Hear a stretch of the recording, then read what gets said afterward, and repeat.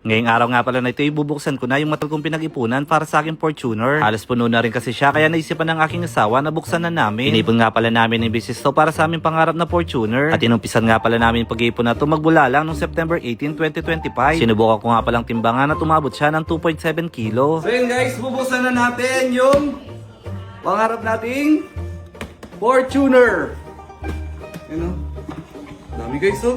Bali, ang mga pera nga palang yan ay nagmula lang talaga dito sa mga laga kong beta fish. Kung mapapansin nyo nga pala sa laga yan ay meron nakalagay dyan ng walk-in beta. Yan kasi yung bayad sa mga binebenta kong beta fish dito sa aming bahay. Puro papel nga lang pala yung hinuhulog ko dito at hindi ko hinahaluan ng barya. Pati rin yung 20 pesos na papel ay hindi ko na rin sinasama.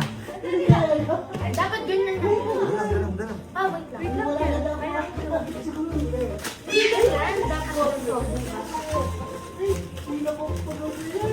Uy, yung ulan ng pera.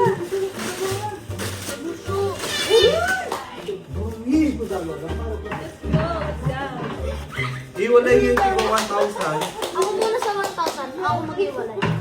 Tapos, okay lang goma. Hoy, huwag ka nagtatago.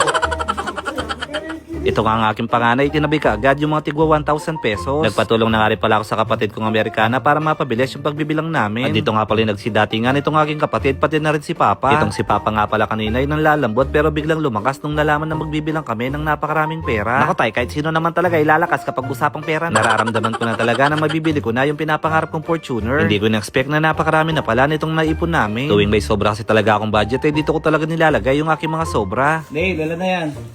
100. 100k yan. Di ba meron ng tig 1,000 dun kaya? Naka 1,000 ka na? 100. 100k na yun? Sana all.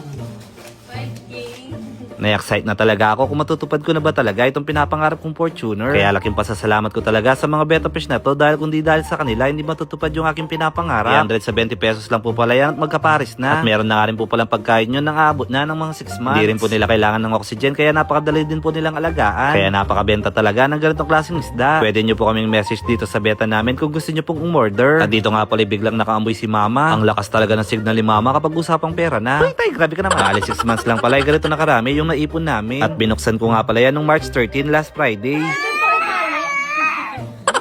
Hoy!